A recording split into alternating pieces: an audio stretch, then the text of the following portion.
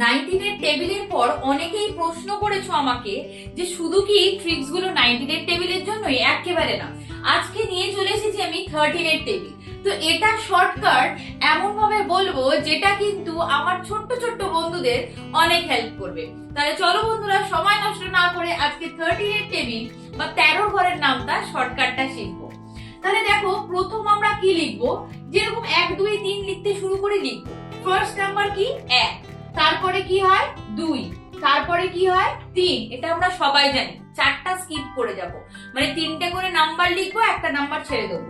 3 এর পর 4 হয়, লিখবো না। আবার কি লিখবো? 5 6 7 8 লিখবো না।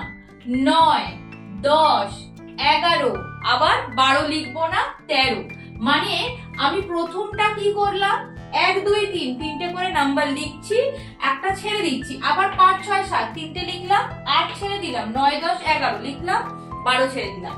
এবার এখান থেকে কি লিখবো? আমি 3 এর ঘরের নামটা, 3 এর টেবিলটা আমরা প্রত্যেকে জানি, তো 3 এর টেবিল লিখবো। 3 1 যা 3, মানে 3 1 কে 3, 3 দুগুণে কত? 6, 3 2 যা 6, 3 3 যা 9।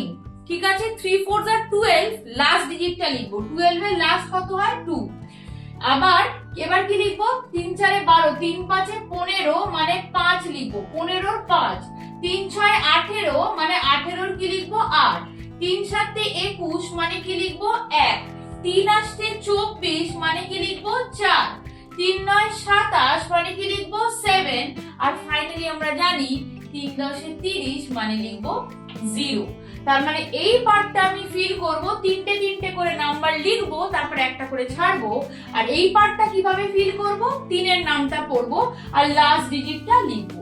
ক্লিয়ার? তাহলে এটা হলো আমার 13 ঘরের নামটা শর্টকাট।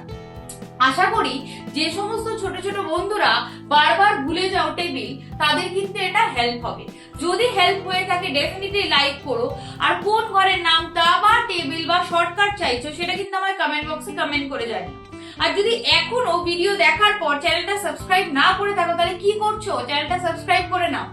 এবং সবথেকে ইম্পর্টেন্ট কথা হচ্ছে এটা, যে এই ধরনের শর্টকাট কিংবা যদি যে কোনো ম্যাথস রিগার্ডিং কোশ্চেন তোমরা আমার কাছে সরাসরি অফলাইন কিংবা অনলাইনে শিখতে চাও, তাহলে 3টে জায়গায় আমি অলওয়েজ অ্যাভেলেবেল থাকি: কেষ্টপুর, বাগুইহাটি এবং শিয়ালদার সাথে মৌলালী।